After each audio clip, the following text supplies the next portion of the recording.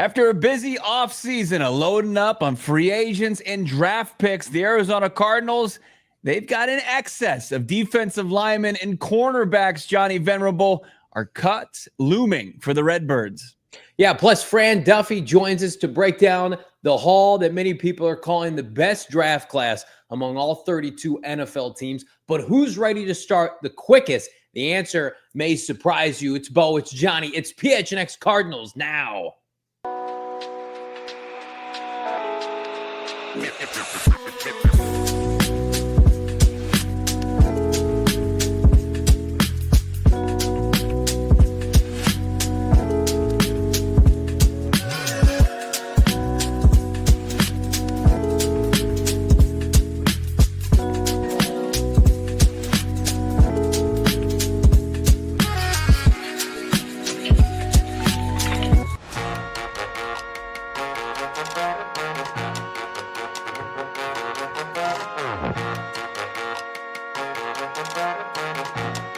Hey, welcome in. Live from Studio K, presented by our friends at Circle K. It's the PHNX Cardinals podcast, your premier #1 in the world Arizona Cardinal podcast. Like and subscribe, friends. Leave us a 5-star wherever you get your programming. I'm Johnny Venerable. He is Bo Brack. We're living well here on a football Tuesday. Still on that NFL draft high. Big thanks to everybody who joined the program over the course of our 16-hour coverage. And of course, as we barrel our way to 40,000 subscribers here on YouTube. Bo, how we living, my guy? We're living well. I never want to come down from this draft high. I'm actually I'm firing up the mock draft simulator. I'm never coming down, ever. And some will say that's unhealthy living. Yeah. I say it's how I want to live my life. So back off, bro. AZ Bro 95, what's going on? Amadeus K2, Chef, Ollie Hildred, Jacob, Red Sea, Mike Meyer, Alec Bloomquist, what's going on, TC? Mr. Fat Gangster, Marley P, love it. Daniel Berry Sports Highlights, G Willikers, JoJo / Emily, Darren, whole squad, BP, Big Bird 92. I could go on and on. What's up, Yuma Drew? How we doing? Yuma fans. Yuma listeners, stand up. Love it. Love it like on this video. Only Bo knows the Yuma streets. I only drive through and use the Starbucks restroom on our way to Disneyland. So that's my extent of my Yuma experience. Missing out, my man. Hidden gem in our 48th state. Don't just pass through to get to San Diego. Come and stay a while. I'd rather not. I lived in the Maricopa streets, and then I drive through Yuma now. So some of us have opted for a different way of life here in the East Valley. That's certainly a choice. It's a choice whether or not you believe the Cardinals have too much defensive talent. Who would have thought we'd ever say that? It's become. I saw Ari on NFL Twitter or whatever it was said that the Cardinals maybe have the greatest turnaround, which we've been sporting for a while. Worst defensive front seven to one of the best in the NFL, I think he called it. Certainly an improvement, but what about their secondary? We're going to break it all down. Bo and I, we're going to go through each position, not depth chart, but we're going to go through every available guy on this roster right now and who's likely to be in and who's likely to be out for the Redbirds. I would think, Bo, surface level, the only position group that wasn't hit hard for the guys who are on the roster already, maybe off-ball linebacker, maybe safety, depending on where you foresee Denzel Burke. But let's just preface this by saying off-ball linebacker, feel like that room is pretty much set right now. Safety as well. Yeah, you certainly got numbers in both those rooms. If you're just talking defensive side, for sure. And then I think offensive line was probably the other one that I think the team wanted to go a certain direction this offseason. Yeah. The opportunity never presented itself. But, yeah, Ari from the 33rd team, I believe, was breaking it down. And I think they do take the crown as far as the most improved position group of the NFL offseason. And it looked like that was tracking towards the Chicago Bears and their brutal offensive line. And then old Ryan Poles couldn't help himself in the NFL draft and started shopping back in the in the candy aisle instead of going to the produce section and getting his vegetables that he needed. He didn't go out there and get that, starting caliber tackle. He went, sure, he invested like a day 2 pick in it in Tripoli from Boston College, but is that going to be enough? Is he even better than Braxton Jones? We'll see. Adding some good pieces interior wise, it's still not going to benefit Caleb Williams completely, as he's going to have to really try to get the ball out quickly to all those playmakers that they drafted to the Windy City. Yeah, he doubled down on cotton candy, ice cream for dinner. And again, good luck to them that, you can get off the sugar high for a little while, but sustainability, not so much. Cardinals playing a different game here. It's funny. We're going to talk about receiver later in the show and whether or not that's truly a need. I know a lot of people on the Twitter streets feel like the Cardinals missed the opportunity. I don't think so. I think they've made the most of their opportunity. And before we look at, we're going to start with the defensive line. Before we even get to that, I do want to commend Monti Ossenfort. I was on with my guy Espo, a little Southwest biased earlier today, and basically emphasizing the point. This will be the first time in probably a half decade that the Cardinals are going to cut players, whether it's now or in camp, that are going to be valued by other teams.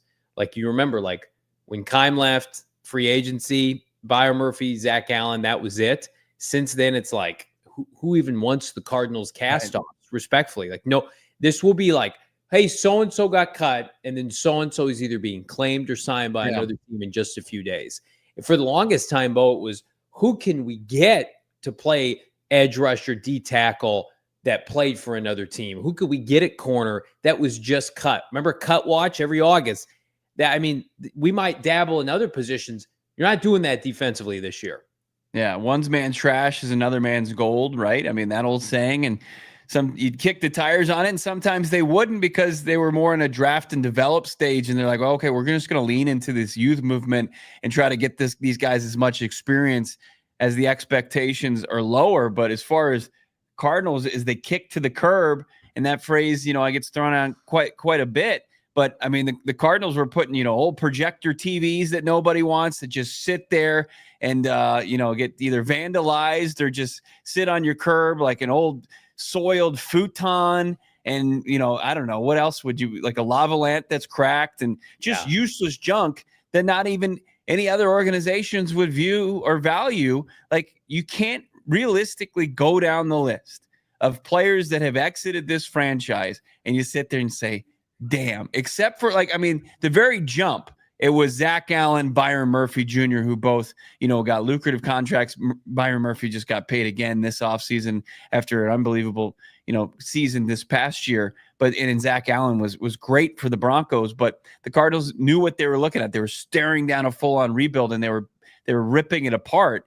And it didn't make sense to bring in guys that were going to be playing past the prime. Now, it would have been nice to keep them because they would have looked great in this new look team, but they understood the assignment, and that was a casualty of it. But outside, Rashard Lawrence, letting Lecky Fotu walk, Cameron Thomas flipping for a seventh round pick, trading Isaiah Simmons, Josh Jones. Nobody's thought twice about those guys outside of the initial, oh, you guys are going to regret Isaiah Simmons. He's going to finally get unlocked. It's oh, yeah, he just signed with the Green Bay Packers on April 28th as a special teamer. You think they really regret letting him go? No, they do not. They've never been happier. It's you leave your ex. It's just how's she doing? I don't care. I've never been happier. Good luck to her, right? I feel great. I feel great about who I'm with now.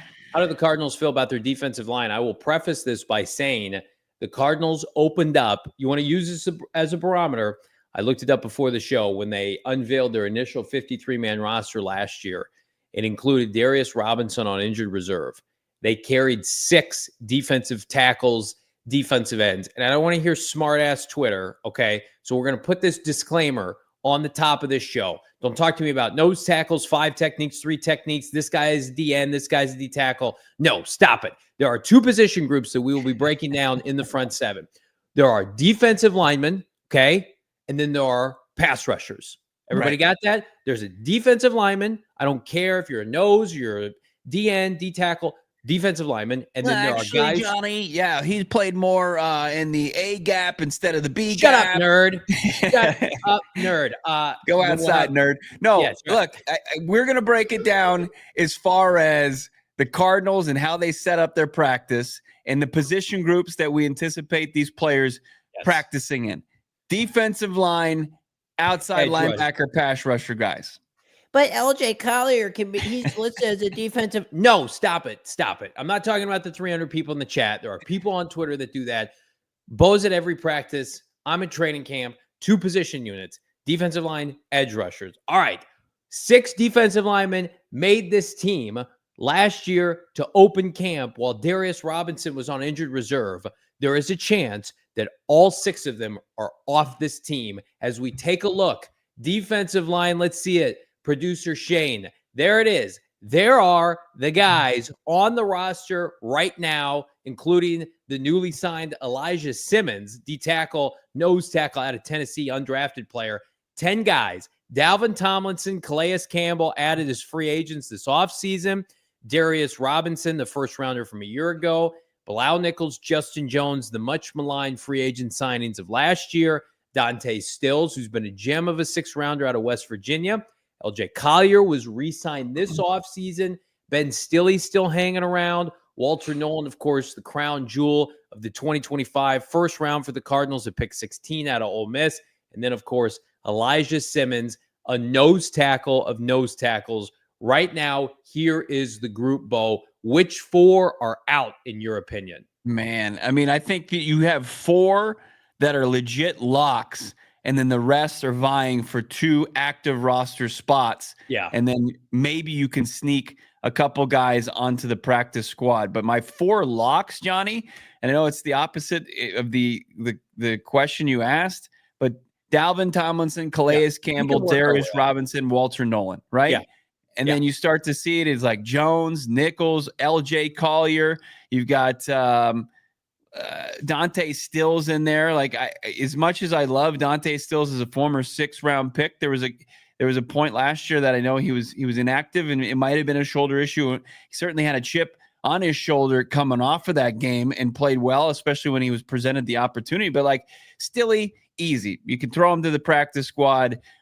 He's a guy that obviously they have confidence in, but he's not cracking this rotation. I think Elijah Simmons has a very good chance of being a practice squad player.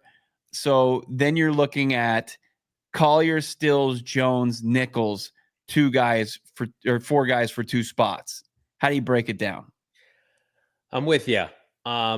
I would be very disappointed if Dante Stills got cut for one of the 2 free agent D tackles from last year. I will go the big 4 you mentioned. And by the way, those are the guys that are going to get the most playing time. Mm-hmm. So I don't care about appeasing guys with contracts or not. It's like, if I'm going to go with backups, I want it to be guys that I'm developing, and Dante Stills is still developing. I think I have a pretty good idea what Bilal Nichols is and isn't, right? I think that would be a foolish way to team build. So I will go Dalvin Tomlinson, Calais Campbell, Walter Nolen, Darius Robinson. I will go Dante Stills. Man, it's like, who is, and this is where I'm going to call myself a hypocrite. So Dalvin Tomlinson is a nose tackle. Yeah. Who can play backup nose tackle? He can play nose tackle. I mean, I think ideally, you just want him as a DT. I mean, he's going to have to play nose tackle. The only guy that's a true kind of 1, I think, in this group is Simmons, and I don't know, just you might have the luxury. We don't know. Yeah. I mean, he spent 6 seasons in the SEC. It really is tough. So you've got it so far as Dalvin Tomlinson, Calais Campbell, Darius Robinson, Walter Nolen, Dante Stills. Yes. And look, between the one thing we liked in free agency an offseason ago was both Jones and Bilal Nichols' versatility. So both of them bring that. So I think you have to figure out which one of them. And then, unless you're just saying LJ Collier, they've already given him, they've brought him back now a 3rd. He's probably my 6th. Yeah. Because here's what I'm going to tell you. Dante Stills is on his rookie deal for 2 more years, right? He's got 2 more years left. Oh, yeah. Sorry. 2 more. Even if you don't plan on re-signing him, And if he continues to play, he almost led your team in sacks this year. Okay. I'm not throwing that out. You can get a comp pick for him, albeit probably a 5th or a 6th rounder. Dante Stills goes to free agency. We just saw Roy Lopez get money. Like Dante Stills goes to free agency and continues to get better. Like somebody will give him a nice contract and he will get a comp pick unless you're super active in free agency. Like that's the game where it's like this offseason, for instance, let's say Denzel Burke becomes a nice rotational corner for Jonathan Gannon. Then Denzel Burke hits the open market. You're already paying Garrett Williams and Will Johnson and Max Millen. So then Denzel Burke gets paid by somebody. And then you get a 4th round comp pick. That's what Baltimore does. It's what great franchises do. It's what San Francisco did for forever. Like, here's what you don't get.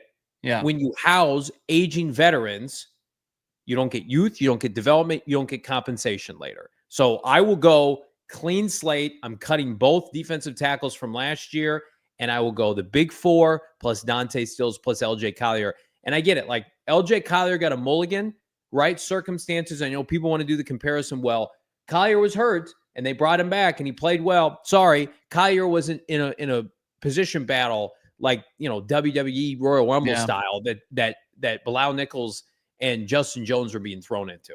Yeah. I mean, the biggest difference though, and could give them the edge between Nichols and Jones is they are a bigger profile player. Yeah. Like they're like Dante Stills is barely 290. If not, he's like 285 and some change. Yep. And then you've got LJ Collier, who's closer to Stills than he is with Nichols and Jones. Like, do they need a bigger bodied player to fill out that roster spot to play inside, like real inside with Dalvin Tomlinson? I think that's the real kind of case that Nichols and Jones can kind of make for themselves, and whoever wins a job, if they make it even to training camp on this roster. I mean, you got Jones at 309, you got Nichols at 313. Of those two guys, who has a better shot to make it? Because I don't think both make it. I think you're picking one of them. Man, probably Justin Jones. Sure. But and then both of them did not play well last year. They were bad. Go turn on the Green Bay tape. And that's my argument for people. Like, they were hurt. Okay, so they're old, expensive, and hurt. And then when they played, they look slow. Yeah. I don't want anyone standing in the way, save for the 2 guys they just signed, of Walter Nolen and Darius Robinson.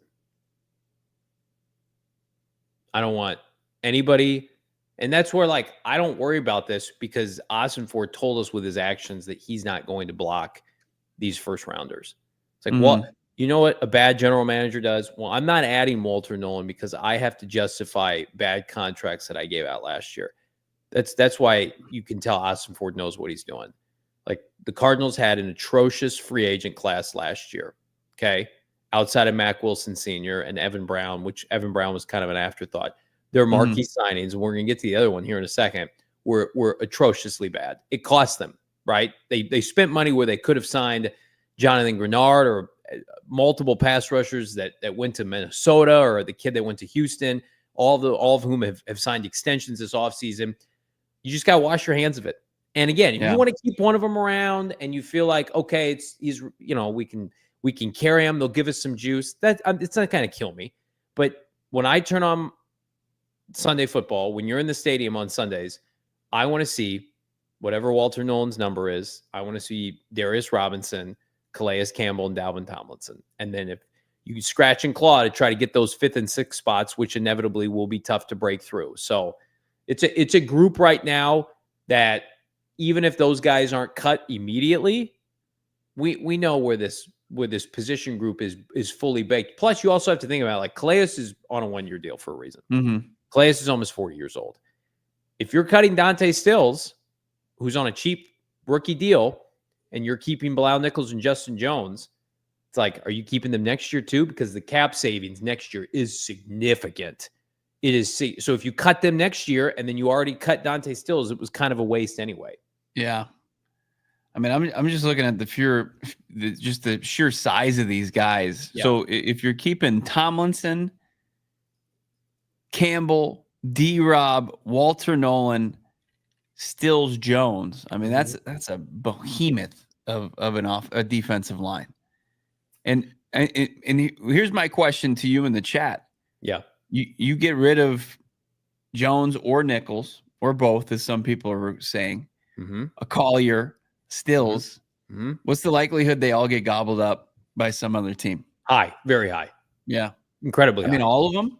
Yes. Like, do you think there's any chance? Yeah. I mean, the only guy that you can sneak through to practice squad is Ben Stilley. All of them get picked up. That's why I like it. It's no sweat off my back. But they're going to be fine. Should be enough depth. Like, they weren't 6 deep last year. Like, they had what they felt at the time. They had Nichols, Jones, D-Rob. Those were their best players. They all got hurt. D-Rob wasn't healthy. Yeah, they all were hurt within the first 5 weeks. You had like Carice Tunga running around and Roy Lopez and LJ Collier and Steely was out there. I mean, we've covered it nauseum. This was one of the worst position groups, not defensive line, position groups in the NFL. I don't want to see any resemblance to that, minus Dante Stills and LJ Collier. All right, let's create a receipt here. Then let's put our name on this. Okay. Yeah, leave a like. Our projected, as it stands right now, April 29th, 2025, Cardinals defensive line, barring injury. Dalvin Tomlinson, Calais Campbell, Walter Nolen. God, feels good to say that. Darius Robinson, LJ Collier, Dante Stills. Book it. I'm going to swap out Collier for Justin Jones. Just get a little bit more beef. Sure. Where's the beef lady? Yeah. But if this sweet baby Elijah Simmons from Tennessee looks the part. Look, if you can sneak Simmons, and I think you can sneak Simmons onto the practice squad along with Ben Stilley, and you're 8 deep.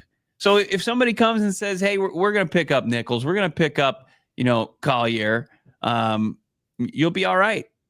You're not going to be just complete. The cupboard's not completely bare. It's still stocked. It's overflowing. I'm thinking about 2026 too. I'm thinking about, do you want to get rid of a guy who could have a role next year, and Dante Stills? So I think I don't think Jonathan Gannon and Nick Rawls would sign off on cutting Dante Stills. You finally hit on a late round pick, and you're like, goodbye for throwaway veteran, just the guys now. Bilal Nichols and Justin Jones are just guys in the NFL that were overpaid, and now. I mean, and again, Ossenfort, I love that he's taking swings. GMs make moves like this all the time. Yeah. It's not an indictment of Monti Ossenfort because he corrected it this offseason. He added, this is what he thinks about those guys. He added 3 defensive tackles this offseason. Right. After signing 2 last year. He's like, hey, sometimes we just miss. That's okay. He's just hoarding defensive tackles. And it's good. It's a good thing. And like, so often the Cardinals used to be the team that was just sitting there and like, come on, more talented teams, just cut your overflow and we'll take one of those guys. We'll take your bottom of the roster guys because they would start for us. That's no longer the case. And it's a beautiful thing. It's a beautiful thing. We're going to get to the defensive secondary here in a moment, but that's our defensive line. Just really kind of differing on one player between your hosts here. But that's something I think we should revisit. But I think it's a big reality. The Cardinals already made 2 cuts today. And we'll inform you about that in just a minute. But let's get to the defensive backs here in just a second here on PHNX Cardinals. We also got the edge class to discuss. Who's going to give you the edge this summer? Hanging out by the pool, have a staycation here in Arizona. It's our friends at Gila River Resorts and Casinos Wild Horse Pass. Catch all the action at the largest Arizona sportsbook casino. Wild Horse Pass was, of course, the side of our draft party. We're going to be hanging out. We're fired up. It's the collection by Gila River right now. Bo and I think we can announce this, maybe doing some live show there this July, bringing the family out. Staycation. You should do the same. I'm going to tell you right now, they've got the best food, the best vibes. I've been to a lot of, different casinos around the continental United States, including Las Vegas. This is on par, if not better, than 99% of them. This is a 5-star experience for you and the fam. Again, the pool scene, phenomenal. The steakhouse, elite. You do you at Gila River Resorts and Casinos. Play at Gila.com for more details. Check out the link in the description below. Book a staycation. Tell us about it here on PHNX Cardinals. There's an incredible sale, actually the best sale of the year over at Empire today. If you're in the market for new flooring, take advantage of this right now and save even more. How about you can get $350 off new floors by using the promo code PHNX. Check out empiretoday.com/PHNX. Go see if you want some carpeting, maybe some laminate, hardwood, vinyl, tile, all of it. It's right there, empiretoday.com/PHNX. You can work online with their professionals, with their pros that know this thing backwards and forwards. They're not talking Cardinals defensive line. They're talking about the best finals. They're talking about the best hardwood. They're getting in depth. They're sickos when it comes to flooring. You got to find out and tap into that. And of course, they've got the price match guarantees going on. They've got your virtual floor designer. Empire Today is all about you getting an upgraded flooring in your dwelling, whether it's your house, your condo. Check them out. Do the virtual floor designer. All you need is a smartphone, and you can see what the carpeting, the hardwood, the vinyl tile looks like in your setting. Go to empiretoday.com/PHNX. Start your journey with $350 off. Get that free in-home estimate. Everybody likes in-home and free stuff. Who doesn't? empiretoday.com/PHNX. Code PHNX. We got 424 watching live. Drop a like on this video. Again, subscribe. Get us to 40K on YouTube. And this is your premier Arizona sports media company. And do us a favor, help be the one that gets us to 40K. Before we continue breaking down the Cardinals' potential depth chart, the potential position grouping here, we got to pick the brain of the absolute best in the NFL draft scene. It's the franchise mode. My guy, your guy, Fran Duffy. Check out his work. Go PHNX.com. Become a diehard. Perfect time to become a diehard. You get his draft guide from this year and next year for just $36 for the entire year. Fran, have you taken a second to breathe here post draft? Yes, that's it. That's about all I've got for you right now, Johnny. No, it was Sunday. Took a little bit of time to relax. Got some stuff done around the house, spent time with the family. But went in and I watched a couple of the guys that fell through the cracks that were drafted by some of the ALLCITY Network teams, and then got cracking on the grades. Finished those up this morning, and now I'm doing the undrafted free agency class for everybody across our entire ALLCITY Network. So keep an eye out for that for the diehards here in the coming days. I love it, Fran. It was we got to give a tip of the cap, of course, an applause for your hard work and dedication throughout draft season. The draft guide, unbelievable. All the content, all the traveling from Shrine Bowl to Senior Bowl to Super Bowl, covering the team. You've covered so well for so long, the Eagles and their Super Bowl championship to Indy and all this in-depth analysis, man. We're so pumped to have you a part of the team. You were a true all-star for us. I was looking at your latest at gophnx.com, and you were looking at the Cardinals draft class. Were you utilizing was it Cold Stone flavors? You got to have it. You love it. No, actually, you're going to love it. I can see the vision and check back in 2 years. And there were a lot of guys you loved in this draft class. As a whole, what do you think of the draft class? Yeah, I mean, it was, I loved it. I think when you're looking at this group, and I went basically pick by pick, and you mentioned the different labels that I was able to give each selection. Some of the teams I did, I was like, all right, like there's a couple where, I'll check back in a couple years. Some teams had more, I see the vision than others. The Cardinals, every single one of these picks, for the most part, I was like, yeah, like I love the evaluation. I love the valuation, like where they got them, and I love the fit. The only player where I was like, I just kind of shrugged my shoulders with Cody Simon in the fourth round. But I mean, that's, we're picking nits at this point, right? I think when you look at the way that Monti Ossenfort, Jonathan Gannon, and the Cardinals approach this draft, there's a lot to love about the process and the execution come draft weekend. Yeah, you think about, let's start with Walter Nolen, because I feel like in the midst, I basically blacked out, Fran. When you joined our show after the Walter Nolen pick, we were so fired up. It did feel like we talk about like best case scenarios for the Arizona Cardinals. That had to be like 1A, 1B with Mykel Williams. And what needed to happen? Walk us through what you believe what needed to happen for him to be available there. Because we had talked about Carolina. We had talked about Chicago going defensive player, Miami maybe. These teams took defenders later. How did a player the caliber of Walter Nolen make it to 16? Yeah, the I would say the big dominoes that had to fall. You needed New Orleans to not go with Mykel Williams. That allowed Mykel Williams to slide down. And my question was, all right, well, if he's going to slide down, does he go to Chicago at 10? If he doesn't go to Chicago at 10, I had it on good authority that the 49ers loved Mykel Williams. If you check out that mock draft Thursday morning, I kind of outlined that where it was like, all right, if Mykel Williams falls to the spot, that's going to be where he goes. If Mykel Williams is off the board, that's where I felt like Walter Nolen would end up, was 11 to San Francisco. If he didn't go there, then, and Tetairoa McMillan wasn't on the board, then from what I understand, the Dallas Cowboys, it became kind of like a tug of war there in that draft room in the lead up to the draft between Tyler Booker and Walter Nolen. And so obviously they go with Tyler Booker, and that set the stage for Walter Nolen to be able to fall to the Arizona Cardinals, because the Indianapolis Colts were not going to go that direction. The Miami Dolphins, they were not going to go that direction. I think they might have had their sights set on a different defensive tackle, but obviously they end up with Kenneth Grant. So I think when you're looking at some of these other teams, if you really just needed, it was once Mykel Williams made it to 10, or made it past the New Orleans Saints at 9, then that kind of set the dominoes in place for him to be able to fall to the Cardinals.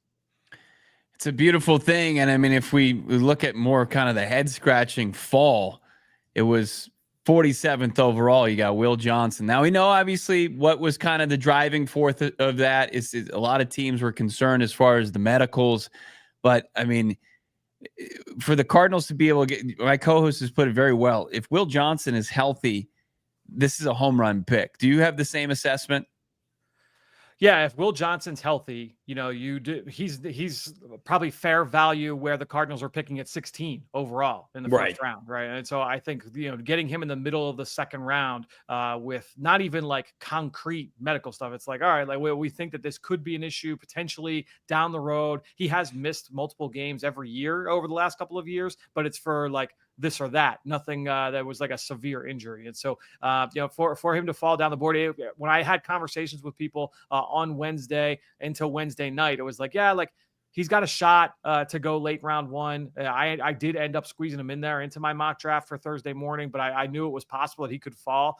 But even to fall to the middle of the second round, it was surprising. I thought like he's got a shot going 33, 34, 35, those early stages of round 2. But for him to fall as far as he did into the mid 40s was surprising for me. Yeah, it feels like one of those things where the Cardinals are like, there's going to be no in between for Will Johnson. I feel like it's either maybe it doesn't hold up and it's unfortunate, but it was worth the risk, or he's going to be a fabulous player for a defensive back savant like Jonathan Gannon. I want to turn your attention to Jordan Burch in the 3rd round. It was funny, and I blew Bo grief about this on Saturday. So the Cardinals had worked out Princely both as a top 30 guy and then met with him at the combine. So they double dipped. And of course, they took Walter Nolen. Then Bo puts out a tweet Friday that the Cardinals have done extensive work, meaning that they had done those two things. And then all the aggregators picked up Bo's tweet and they said, Cardinals have done work on Princely. And then the Cardinals got jumped at 77 by the Carolina Panthers, who took Princely. What do you think of that? Am I crazy to think that Bo Brack potentially cost this team Princely, or was it always Jordan Burch for the Cardinals at 78? It's the sliding doors moment that we'll never know the answer to. If you never spilled the beans on it, maybe Princely Umanmielen is an Arizona Cardinal. But honestly, me personally, from my evaluation, I think they're better off with Jordan Burch personally. Yeah. I think when you look at his skill set, I'm more excited by the guy that has that ability to push the pocket off the edge. He could be an athletic mismatch inside. There are more paths to success for Jordan Burch. He's more of a freak athlete when you look at his height, weight, speed profile. I think when you're looking at Umanmielen, yeah, like there are some really good flashes. He won games for Ole Miss with that flexibility and then that counter spin that he really developed this past year as a super senior. But for me, I get more excited about Burch's skill set moving forward than Umanmielen's. When you see some, I think about the Ryan Ramczyk, was it Alvin Kamara Saints draft where they just hit, like they were just Loomis was making sweet music that draft, and it went from a team that was like 7-9 for like 2 or 3 straight seasons to a team that was back in the postseason for the rest of Drew Brees' career. When you see this, especially when you have a player the caliber of Will Johnson fall into your lap at 47 and be able to get Birch at 78, is this kind of a potential franchise altering draft in your opinion? Yeah, I mean, it certainly is possible. Look, every time you talk to anybody, when it's like, hey, like evaluate this draft class, like tell me what you think of the Cardinals, it's going to be painted by their personal evaluations of each of these players in each of these situations, right? So I think when you're looking at it, yeah, I happen to like most of the players that they brought in, and I was a big fan of the game. Now, am I going to bat 1,000 on all these evaluations? Unlikely. I think that when you're looking at the history of the NFL draft, chances are that half these guys are not going to pan out for one reason or another. Maybe it's talent, maybe it's work ethic, maybe it's injury, maybe it's a combination of everything. It could just be bad luck. It could be bad fit with the scheme on offense or defense. So I think when you're looking at it, you hope that everybody is going to be able to hit their stride. That's why, honestly, though, and I'd be interested to see if you guys feel the same way. One of my favorite times of year to talk to people in NFL buildings, coaches, scouts, front office, anybody, is right after the draft, like immediately right after, because you are never going to talk to a more optimistic person for the most part than like immediately after the draft, because that everyone's like, you know what, no matter what, we got better this weekend, right? Like it's just, and you could say that to everybody around, like you guys got better this weekend, and so everybody feels good. The loose lips are flying. Everyone wants to share like how they feel about all their players, about the team. So I'm excited about what Arizona did. I don't want to say it's like the best draft class of the last decade, but it's a good group. I'm excited for them. Let's go back to Walter Nolen quickly, because I feel like I've spent a lot of time analyzing like what we talked about, like how did this become available? And I feel like the Cardinals told us, even with, we were breaking it down in the prior segment, Fran, like the Cardinals have added 4 free agent D tackles in the last 2 years. They drafted Darius Robinson, and they still took this kid 16th overall.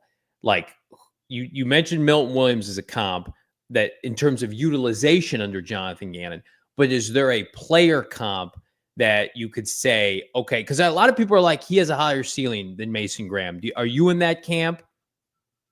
Yeah, I mean, you could definitely get me there. I was a big fan of this kid from the jump, and I think that when you're looking at Mason Graham, he's more consistent. He probably plays like consistently more violent, a little bit harder on a consistent basis. But if you told me 5 years from now, 3 years from now, that Walter Nolen is the better player, I would not be shocked by that statement at all. And that was something that was shared, in conversations about Walter Nolen throughout the pre-draft process.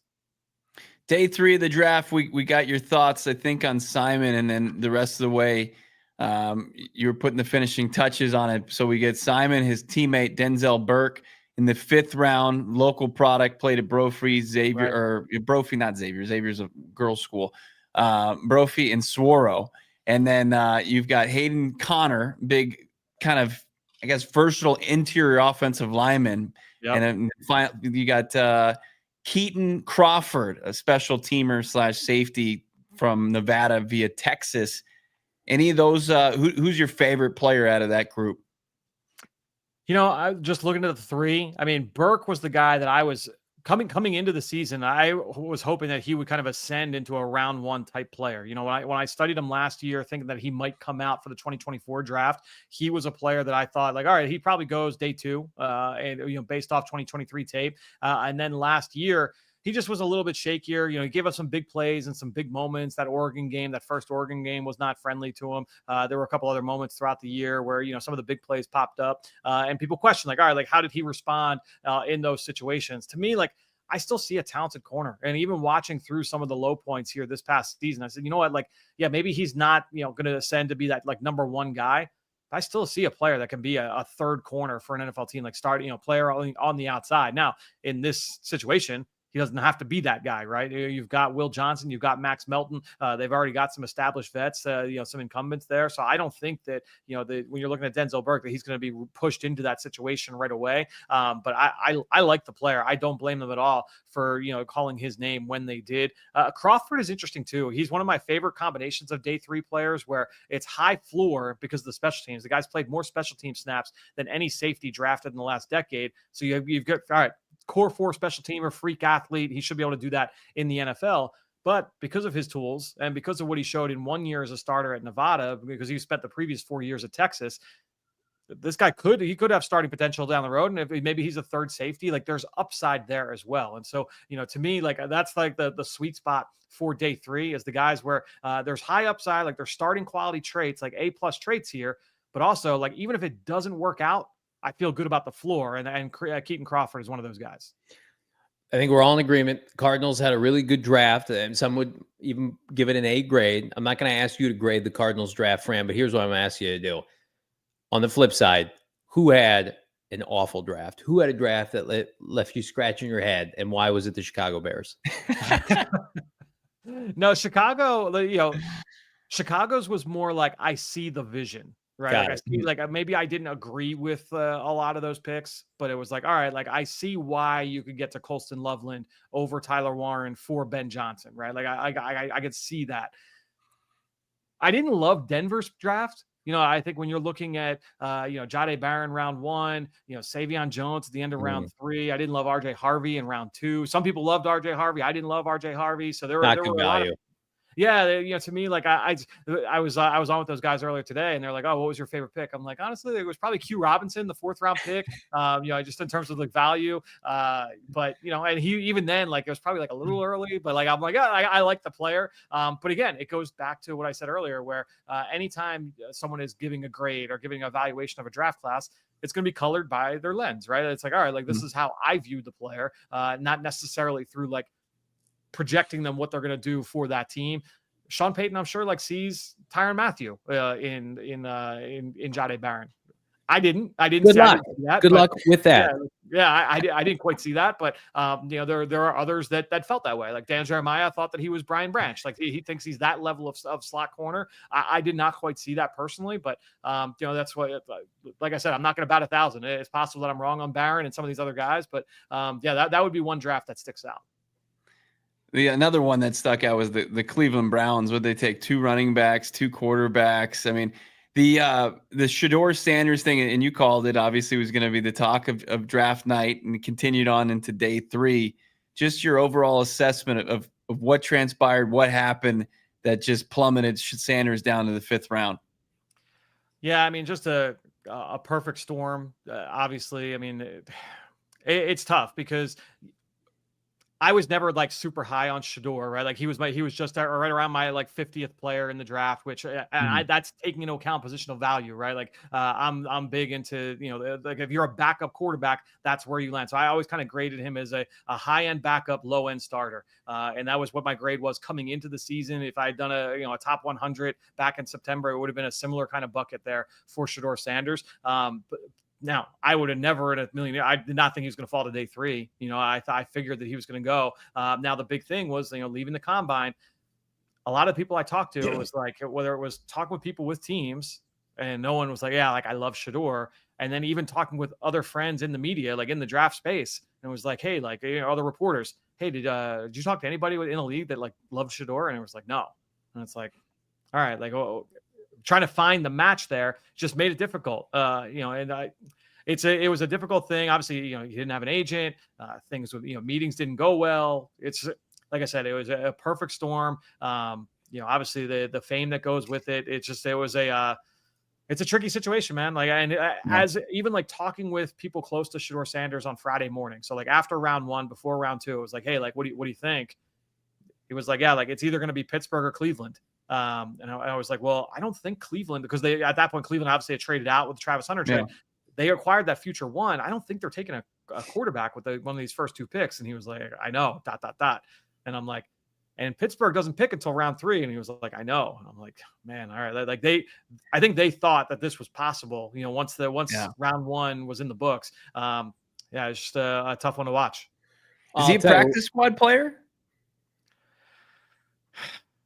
Maybe. I mean, it's gonna come down to him versus Kenny Pickett for the third job, right? I mean, because you trade up into the third round for Dylan Gabriel.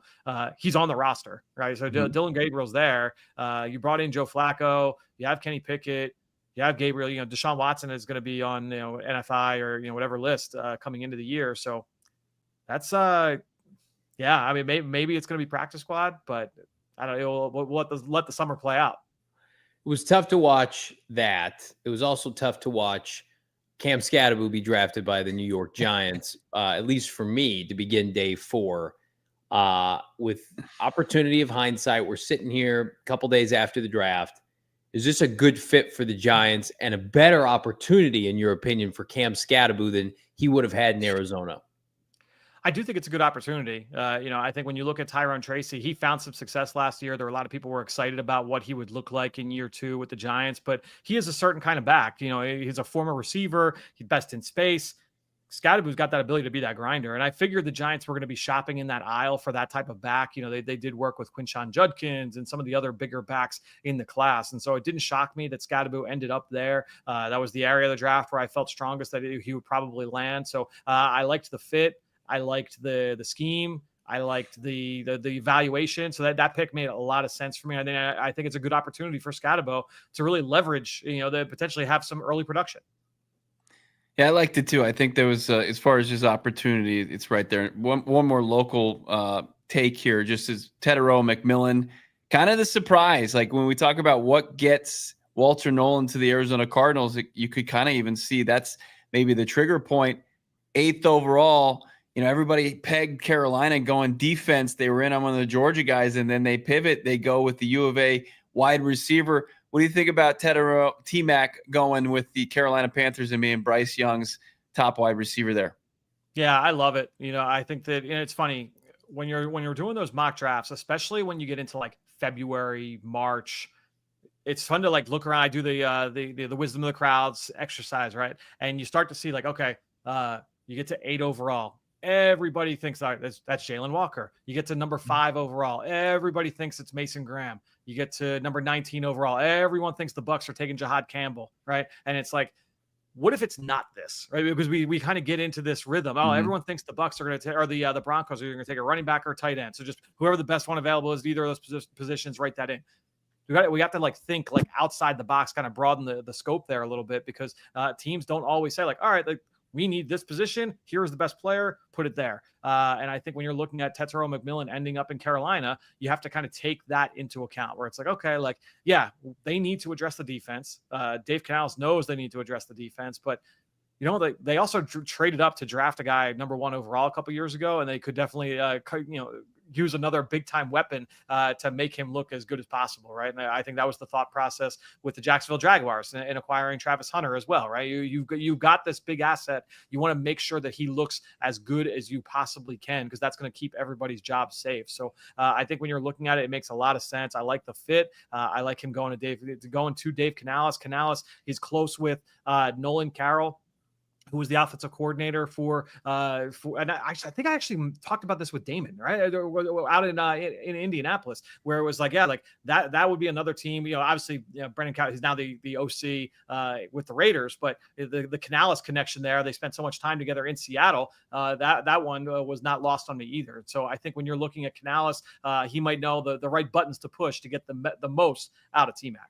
Fran, you've done a phenomenal job this draft season. What does the offseason look like for you now? What's Fran Duffy doing for the next 5 months before college football? Yeah, so look, I'll get the draft grades done. I'm gonna get the UDFAs done, and then after that, we're gonna start getting ready for 2026. We'll start. I'll watch a lot of tape in the summer. I'm hoping to have some kind of top 100. I'll probably do some kind of too early mock draft, which is basically serve as here are the players I'm going to watch first, right? That kind of thing. I'll probably do something like that in the coming weeks here. But outside of that, it's going to be getting film ready, getting all the notes compiled for this draft cycle, and getting ready for the fall. Just a disclaimer, Fran, the ASU well doesn't end at Cam Skattebo. There's going to be a lot more to look out for on that Sun Devil roster this year. Very much looking forward to that. Say I'll be 11, picking your man. brains Jordan about it, too. Tyson. Learn the names, man. They're going to be ones that are supposed to take the baton from Scat. Scat ran through defenders so they could fly. There's only one Yeah, Cam I'll be looking forward to really doing the research on a lot of the teams that are within our ALLCITY network. Because I'll be looking to leverage you guys with boots on the ground to try and get as much info as possible. Can you just give me just off the cuff who you think that the number one pick could be next year? Or is it not even? Everyone's quick to say Arch. Everyone's quick to say Arch Yeah. Manning. I just look. I'm going to study him. I'll probably put him in the mock draft because I'm going to study him first. Just on the couple starts that he had. I feel like it's more likely that he is going to go back for another year at least. Like, I don't think he's going to come out as a 1-year starter. I don't think that that's the way that the Mannings operate. I don't think that was their plan coming in. So my guess is that he's going to be going back for the 2026 season. So that would surprise me if he were to come out. But if he were, I would say he's probably the early front runner. Be on the lookout for his NFL draft grades at gophnx.com, including his newest article. How did the Arizona Cardinals stack up in the NFC West? Fran Duffy, don't be a stranger, my guy, this offseason as we look ahead to 2025 college football and beyond. We appreciate you, my guy. Get some R&R. We'll see what we can do, Johnny. Appreciate it, guys. We'll talk soon. We got a continuation of our cut down prospects for the Cardinals, now defensive back, and we're going to look at the edge rushers. Plus, are things trending in the right direction with Patrick Peterson and Kyler Murray? That's coming up. It's PHNX Cardinals. Hey, I'm going to bet on the Cardinals pass rush being better, and I'm going to do so with our friends at Bet365. It's never ordinary, friends, with Bet365. I hope everybody took advantage of the plentiful draft props across the scene with Bet365. And again, I hope you took advantage of that 100% parlay boost. Double your winnings on parlays with Bet365's 100% parlay boost. You got to download the app. Bonus code PHNX365 when you sign up. And look at this. Well. Tip-off Tuesday here in the NBA. It's never ordinary for Tip-Off Tuesdays. Place qualifying parlay bets totaling $20 or more on Tuesday NBA games. You're going to get up to $25 back in bonus bets. But whatever you do it with Bet365. Plus, for your new customer, download the Bet365 app. Deposit $10. Place a 5-spot on anything. You're going to get $150 in bonus bets, regardless if your bet wins or loses. No questions asked. You can do those bonus bets, whatever you want. Spreads, totals, player props, futures, and more. 21 years and older. You got to be physically located here in the great state of Arizona. If you were someone you know has a gambling problem, wants help, call 1-800-NEXT-STEP. Text NEXT STEP to 53342 or visit problemgambling.az.gov, Bo, for more info. Let's talk about how you can extend your outdoor living space with a custom fit awning from the GOATs, All Pro Shade Concepts. That's right, 623-204-1476, allproshadeconcepts.com. They've been in the business for 20 years, and they've grown into the most legit spot you can find, most trusted local shade company, and rated #1 by ranking Arizona for patio shades in 2024 BBB A+ ratings from over 1,000 5-star reviews on Google. We love them. We trust them. Our guy Espo got some in. I think our guy Saul is also checking in with All Pro Shade Concepts. You need to as well if you want the coolest looking roll down patio shades to block the sun and keep the patio up to 20 degrees cooler. And we're going to need it here as early as the next couple weeks.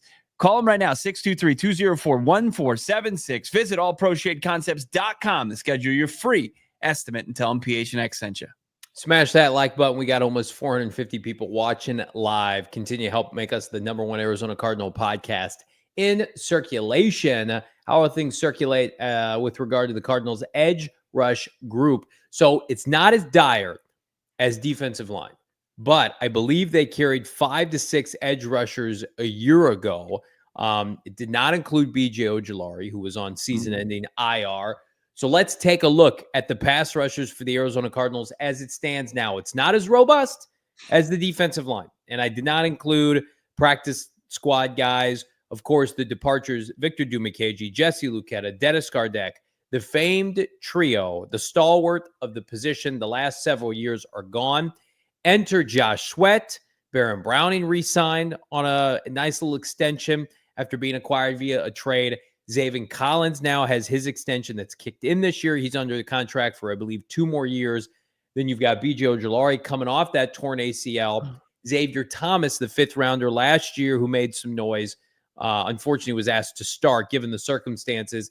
And then the aforementioned Jordan Birch, who we just broke down with Fran Duffy, the third rounder out of Oregon. Bo. So, Bo, what do you know? How many of these guys are making the roster? Who could be on their way out? Yeah, I think when you look at the rotation, they wanted about 5 deep, 4 guys who I think are going to be in that rotation consistently throughout the game, and then 1 guy to fill in. XT, I think, is destined for the practice squad, barring any injuries. And you're looking at Sweat, Browning, Collins, Ojulari, and Jordan Birch as far as their pass rush rotation. I feel pretty confident in saying that. Yeah, this group's a little bit easier to peg. It would have been tough if a Michael Williams had entered the equation, and then maybe they double dip and still go Jordan Birch. But Sweat's on a big money deal. He is your starter, and then you hope Birch can get some playing time. But you would assume Baron Browning's going to be a starter in their base. Maybe Zaven Collins, and they want to go heavy. B.J. Ojulari is the wild card here. He was on. We talked to the defensive line coach for the Cardinals at the Combine. We were told that they thought B.J. Ojulari was easily going to hit 10 sacks last year. Mm-hmm. And then he blew out his knee. He's been hurt 2 years in the NFL. I'm not writing his career off yet, but the Cardinals are wisely saying, Ojulari, you come back, you contribute. You don't have to be the savior, right? That position group that was, basically on your back last year, that's not the case now. They've got a bunch of guys. Somebody in this unit has to get to about 8 to 12 sacks. I think Josh Sweat's the logical candidate. Mm-hmm. But if we're sitting here and Baron Browning can get to 7 sacks and Ojulari can mix in 4 to 6 and Zaven Collins is steady and Birch gives you some juice, because the defensive line is so rebuilt and you've got disruptors, Walter Nolen, interior pass rusher, Calais Campbell can play that role. Dalvin Tomlinson can play that role. Hopefully Darius now. It's not as dire where you have to say, be a 15 to 16 sack artist off the edge. Yeah. And Birch, people will probably nitpick where we put him in this discussion, but I'm pretty confident. We'll see where he is rookie minicamp next week, what position group they've got him at least practicing with. Right. But he's going to be somebody that's going to be with D-Rob and Mac Wilson Sr., who are going to cross-train between playing, off or outside linebacker and defensive line, because he's another one of those players that gives this defense the ability to be multiple up front. And I think that's a pretty decent collection. You're right on it saying that this, Alberto saying the rotation looks pretty nice. It looks good right now, right? And if they're healthy going and getting through training camp, I think you're going to like the diverse play style. As you mentioned, you got, I think, Ojulari, if he stays healthy, one of your sack artists along with Sweat, but also Sweat has that versatility to do everything that Gannon wants his outside linebackers to do. And then you got, we'll see what Browning turns into. Does he ever tap into that sack potential with all those pressures people like to talk about and give you as far as the analytics? And then, Zaven Collins is your coverage in run stopping guy. So I like it. It's a much improved group, but I think the interior defensive line is really going to give them the opportunities that we haven't seen the last 2 years. I think your defensive tackle group has a higher ceiling than this group, just given the players that you brought in. You have 2 first-rounders at defensive tackle and 2 free agents that we're bullish on. Baron Browning is going to have to prove me wrong. Can he do it over 17 games? The Denver Broncos just gave him away. Now, Baron Browning as the marquee guy at a trade deadline is going to underwhelm. Baron Browning is a chess piece to utilize. Baron Browning, on third down, who's not being asked to play as many snaps, might be significantly better, right? Same thing I think Josh Sweat's going to be helped exponentially by being back with Jonathan Gannon. I don't know how good of a fit he was with Vic Fangio over 17 games. I know he was great in the Super Bowl, but Sweat's best season came with JG. Will that continue? We're hopeful. We're also hopeful you're sticking around for OT. It's overtime here on PHNX Cardinals. There it is. The discussion continues at gophnx.com and, of course, YouTube 465. Drop a like, subscribe. All right, so there's a little bit, underhanded softball pitch there after going heavy with the defensive line group. Let's get down to brass tacks. Let's look at cornerback, Bo, the other loaded position group with, count them, 8 right now on top of a slew of other guys on the practice squad. It's Garrett Williams, who will be joining, I would imagine, Trey McBride soon as a newly signed extended player for the Redbirds, whether it's this year or early next year. Pro Bowl caliber slot corner, followed quickly by Max Melton, who showed very significant progress over the course of the second half of last year. A true outside corner, unlike his draft counterpart, Cooper DeJean, that the Cardinals passed on. Then you've got Sean Murphy-Bunting, which we're going to touch on. Disappointing last year, got kicked out of the finale, signed a 3-year deal, 2 years left on it. And then, of course, Starling Thomas, Keitrell Clark, undrafted. Keitrell Clark, Starling Thomas, a 6th-rounder that was claimed 2023. Elijah Jones, the 3rd-rounder last year, top 100 pick that unfortunately missed all the year in 2024 with an injury. And then the 2 rookies led by Will Johnson, 47th overall, future number 1 corner, health permitting. Denzel Burke is our guy. Fran Duffy just broke down, 5th-rounder. I still think Burke can play a good amount of snaps at maybe nickel corner and safety. But that's the group right now. What do you make of it? It's a good group. It's the competition is going to be fierce in training camp, and I'll start off with some of the casualties, and we don't like to get into it, but like I think this is the end of the road for Keitrell Clark. He almost had a pick in the finale last year. It would have been a nice way to go out, but he played well, and he's done everything that's been asked of him. You just kind of knew that he was a bit undersized. Was he maybe better served to play as a slot corner? And he came in the same draft class as Garrett Williams. And he talked to Michael Wilson, Garrett Williams himself. Like, they all love and admire Keitrell Clark. But I think just as far as the talent infusion, he becomes kind of a victim of that. And you start to look at it, it's like, how many total defensive backs are they going to take on this team? 10 maybe? And you've got Joey Blunt, who is a special teams ace, who I think his spot is pretty solidified here, along with the 3 safeties they have in Jalen Thompson, Buda Baker, and Rabbit Taylor Demerson. So you've got those safeties to match up. Like, can they carry 6? I think that's where you top out at, and it's a crunch to get to 6. So you've got Will Johnson, you've got Max Melton, you've got yourself Garrett Williams. And then I don't think you're going to cut the cord on a guy like Elijah Jones this early, former 3rd-round pick. I like Starling Thomas. I think they really like Starling Thomas as a guy they brought in the first season under the new regime. So I think that's my crew. I'm cutting Sean Murphy-Bunting. I don't believe he'll be on the team this year. I've been consistent with that take.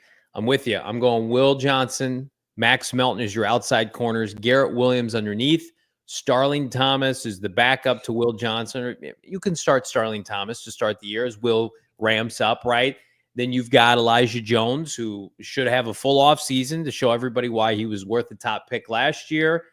And then Denzel Burke, 5th-rounder out of Ohio State, making no money, can contribute on special teams. Let's look at that list one more time, producer Shane. I am cutting right now with Bo, Keitrell Clark, and I'm cutting Sean Murphy-Bunting. And I'm with. I think that's what's going to happen, health permitting. I think the 6 guys, you can timestamp it, that we name, I believe will be the 6 corners, barring something unforeseen. Yeah, Williams, Melton, Thomas, Johnson, Burke. Yeah, Elijah Jones. Yeah, and I think Jones can take over kind of the role that Max Melton had last year, where he's kind of playing some gunner on special teams and work his way back into the good graces. And he's coming back from injury, but he's gonna have to kind of endear himself here to the organization that utilized the 3rd-round pick on him, and they had to kind of wait out a medical redshirt season for him. Yeah, and again, I know people are going to push back on Jones, Nichols, and Murphy-Bunting talking about, well, you don't want to cut them. There's no cap savings this year. That has no impact on it. It's how do they fit in the grand scheme of things? Where do they fit with young players? Who are you blocking? Who are you not? I'm telling you right now, the Arizona Cardinals are having a youth movement defensively.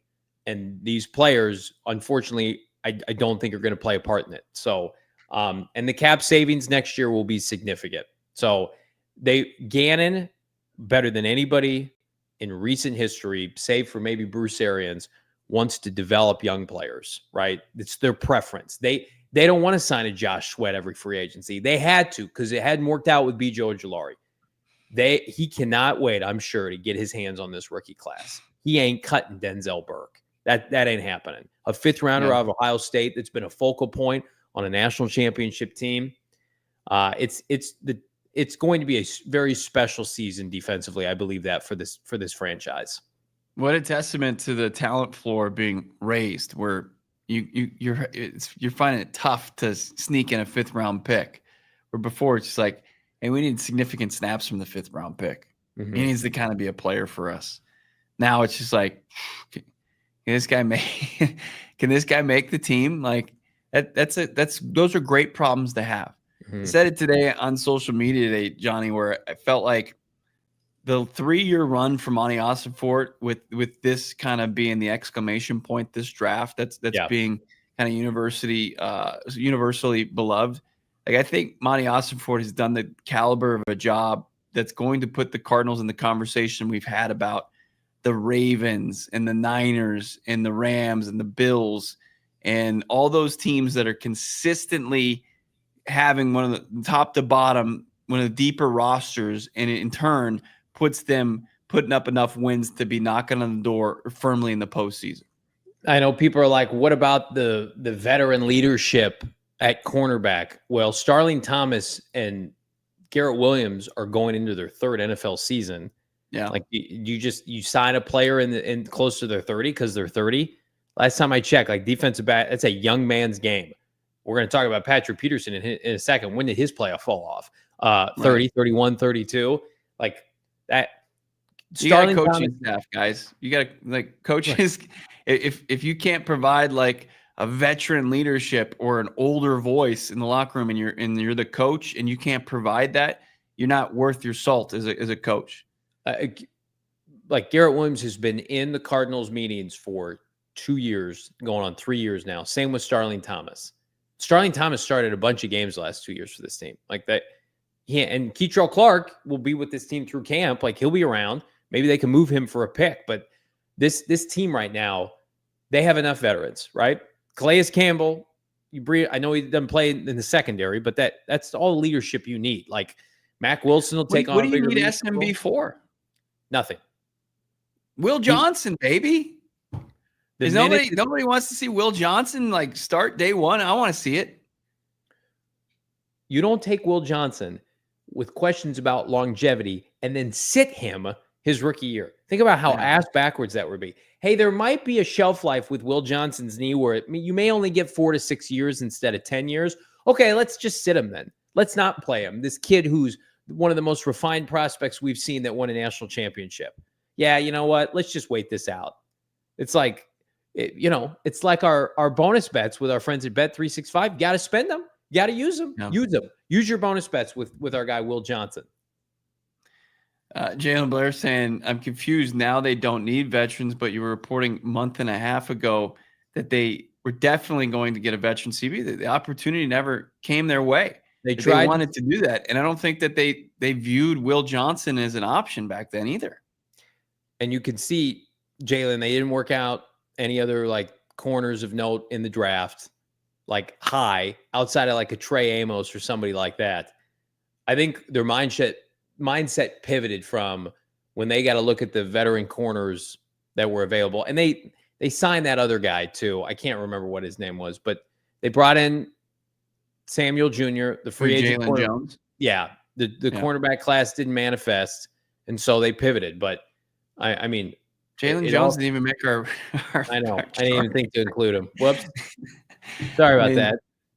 It's it's fine. Like I'm saying, I think Elijah Jones, the 3rd rounder, is going to have to make a name for himself on teams. There's just going to, you're going to have guys now that they utilize top 100 picks on that are going to have to just like carve something out for themselves. Yeah. It was a position group where they could afford to be particular because you had 2 of your 3 starters still available and Elijah Jones. But yeah, I feel like they're going to move off Sean Murphy-Bunting, and they found the player to do that, Will Johnson. Asante Samuel could have been that, and I think maybe would have been that, had his coincidentally had his medicals checked out. And it's funny, we live in a world where Asante Samuel Jr. can't check out physically, but Will Johnson does. It's just what happens, right?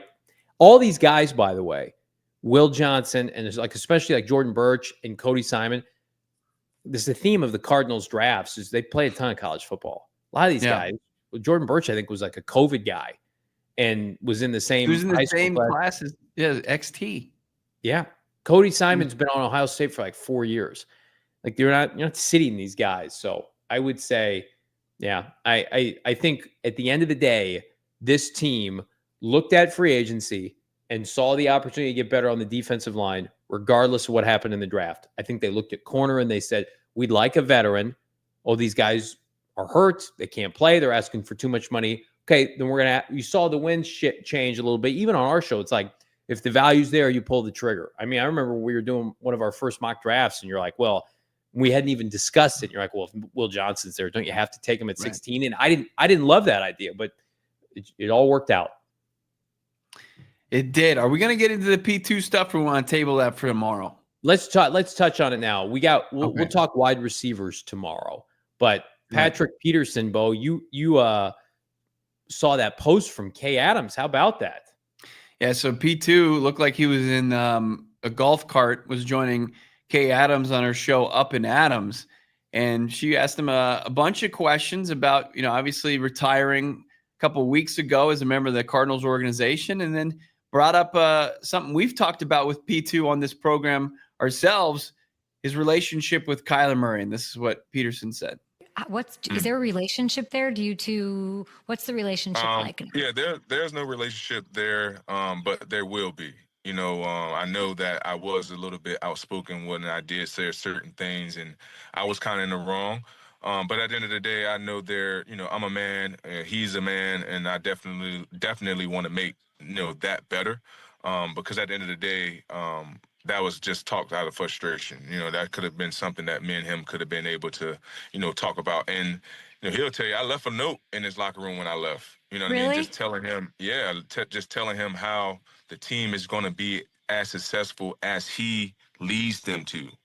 And, and I just saw some things from afar that I seen in the locker room, and that's just where that came from. But he has been doing a much better job of his body language, his leadership, and it's just going to continue to make that team that much better because they follow his every move, and he just have to understand that. So you see a bit of a different Kyler now than you saw a few years 100%. ago. This is the healing off season. We're healing, friend. This is great. Bo tried to help Patrick Peterson heal on our set 3 years ago, and Pat was not ready to heal at that point. He was very much in the camp of, nope, I stand by my comments. Yeah, he was just coming off the win against them in 2022 up in Minnesota, and then, joined the Steelers and got some humble pie delivered to him. And I think, playing last year helped him. Not playing last year put things in perspective, right? And as time does, it heals most wounds. And the first thing that needed to happen was with Peterson and the organization to kind of mend that fence a little bit. And they worked on that. And then they had this big celebration for Patrick Peterson a couple weeks ago. And I'll tell you, I think Kyler Murray not being a part of it and standing his ground and being upset with the disrespectful comments that Patrick Peterson said a couple of years ago on his cousin's podcast, I think that's the right thing. I don't want to see some facade, fake Kyler Murray, oh, welcome back, Patrick Peterson. Let's just sweep everything under the rug. I think that would be disingenuous. So for both of them to kind of be authentic and say hey, yeah, we don't have a relationship, but I do want a future of reconciliation with Kyler Murray. And, in Peterson's way, saying he was wrong. I know he didn't fully, take full accountability for it, but that was Peterson trying to say he was in the wrong. And look, this is a step in the right direction. If Kyler Murray can take as much time as he wants with this, because he was the one that was unfairly criticized on that podcast. And if he wants to, and if it's never, that's his choice. But if it can be on his timeline, and it's his team still, Peterson's still just kind of a guest coming in post career. I think the most unfortunate aspect of those comments was it was in a time where Kyler Murray needed support. And it was only getting it from a select few of people, this show included. But it almost felt like Patrick Peterson was piling on. He was. I mean, it was doing that podcast, and they were trying to get picked up by the algorithm, and let's get clicks. Let's be let's be trendy, right? Or is Gannon going to move off of Kyler Murray? Are they going to take a quarterback? And it was just feeding into that machine. And in hindsight now, it really damaged the perception of Patrick Peterson within Murray's camp, and rightfully so. I'm with you. I don't think he needed to show up to the presser. I think it would have made a bigger story. I think let's keep the focus on Pat's contributions on the field, and then now you want to come full circle and mend and begin to. That's about as close of an apology as you're going to get. He brought it up, and he might have apologized in the note too. I would imagine he did. Well, the note was after he left, like when he was exiting the organization, wasn't it? Okay, got it. Yeah, I don't think that was like he snuck. He didn't leave a note the other day when they did the retirement. I didn't get the sense that that's what he meant. I think he was kind of going like, "But hey, I did do this. Like, can I be a better guy in this scenario?" Like Patrick Peterson wasn't ready to lead when he came in the NFL, but he played corner and was on loaded veteran teams. Those first couple of years that Pat was on the team, number one, he was not an elite corner, and number two, the teams were bad. So and the right guy's talking right now. But Kyler Murray doesn't have to say anything about it. He doesn't have to acknowledge it. We didn't bring it up when we sat with him last month. We could have brought it up. I mean, the focus has to be on this year and the team, and Pat can bring this up because it's timely, because he's retired, and he's technically in the media now. So I don't want the Cardinals, and this is my argument for everything. The Cardinals have so few great players historically, whether it's Kyler or Peterson or whomever. I don't want to dog on anything other than what I watch on the field. Like, that's what I want to focus on. Your play in the fourth quarter against the LA Rams, your play in the first half against the Seattle Seahawks, all this extra stuff. It's like, I want you guys to get along. I want this fan base to celebrate the great players that they do have. And so I'm glad, number one, I'm thrilled Patrick Peterson is back in the fold, and I'm thrilled that now he's doing the rotation to make amends. That's great. It's exactly what he needs to do. Yeah. I see Sag saying Pat Pete is a distraction. Where these don't bleed together.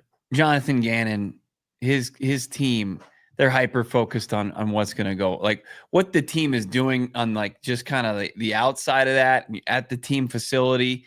It's not going to impact what they're doing. Like this Patrick Peterson homecoming was all just a part of celebrating that era of Cardinals football and trying to, kind of help remedy that black eye, like as Peterson exited that organization. And that's the right thing to do, because what Johnny's saying, like he was one of the best players, if not the best player of the most successful era of Cardinals football since coming to Arizona, and like not being able to celebrate and tell the story with like, oh, that's Patrick Peterson, we hate him now. That's not the right thing to do. So them trying to figure that out and successfully, semi-successfully doing it, but also with your current quarterback being the situation now, like not everybody has to love each other, guys. Like it doesn't work. It does, like, think about your workplace, think about your family dynamic. It doesn't always work like that.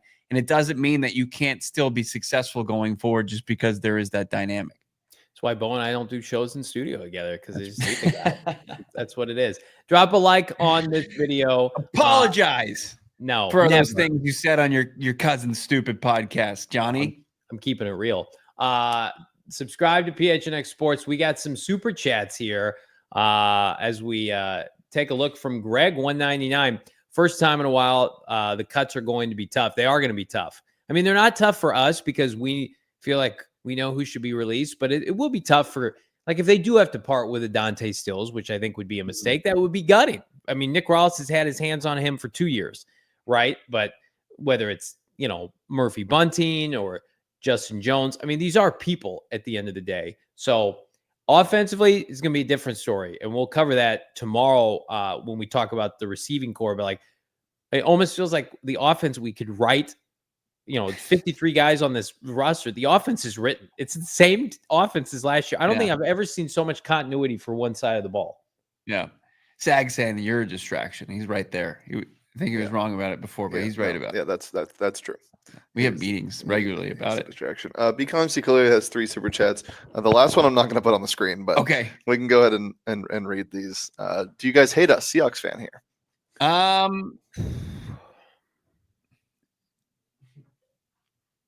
I did. Like, I really had disdain for the Seahawks fan base during that era of Cardinals football that we just talked about.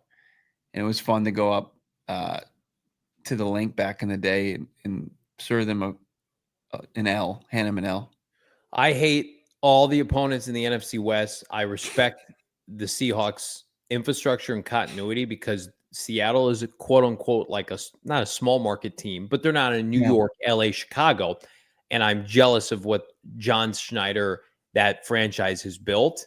And I want that for me. I've seen what you do for other people. I want that for myself. That's me with the Seahawks franchise. They are not my least favorite, though. San Francisco's fan base are the worst fan base in pro sports, the NFL. I dislike them to the umpteen. Handshake emoji between Cardinals fans and Seahawks fans. They stink. Get them out. Seahawk fans are classy people. I feel like outside of Rams fans are harmless. Like there's like 6 of them. It doesn't matter. Yeah, there are. Becomes eagerly 2 more super chats. One is just expressing how much he misses Marvin Harrison Jr. at Ohio State, and then one is just praising Kyler. Okay. With some nice stuff. Well, thanks, B. See Cleary. Appreciate it. Welcome. Even though we didn't give like a big. He does this on the Sun show as well. Okay. BCSC, and they just succumb to it. I'm going to put our foot down because this is a serious program over here. Oh, the most serious. Yeah. The most serious. Unless, Johnny, you want to read those, you can if you want to. You know, I feel like I should. All okay. Right. Let's do this. Be calm, see clearly. I want MHJ in my bed. Heart emoji. OSU misses you, baby boy. We're taking great care of him. Be calm, see clearly. And then this next one, another $2 super chat. I would definitely kiss Kyler on his cake. So, I feel you get, as long as you're not using profanity and you're not super inappropriate and there's no slurs being directed at anybody, or you're not coming after Bo and I, overly negative, then I'll read I'll read any super chat. You are a shill. You'll do anything for money. And that's I shill every day. Shill every day on this show, on the Twitter streets. Man, what a loaded show today, and the vibes continue tomorrow. There are people who believe that this franchise blew it in the draft because they didn't add a receiver. And man, I just can't tell you how wrong you are. Looking ahead to tomorrow's show, Bo. Oh, I can't wait to see that. Make sure to check out all Fran Duffy's great work that continues to go up. Go PHNX.com. Does he like the pick? Does he love the pick? Does he see the vision? Does he just plan out like spoiler alert. He loves a lot of the picks. Just see how many of them. I mean, it's pretty absurd. I don't think another one of the All-City shows had that many picks that Fran Duffy loved. Check that out. Go PHNX.com. If you missed out on our Die Hard sale, tough. That's tough. Tough scene for you. But we did add in the hundreds of new diehards, which is fantastic. Welcome to each and every one of you. See you in the exclusive member Discord where the chat continues. It's always going on 24/7. Johnny, follow him on Twitter at Johnny Venerable. Follow me at Bo Brack. Follow Shane Deef as well. This content continues. We're back. PHNX Cardinals tomorrow at 4:30. We all silly like the mayor.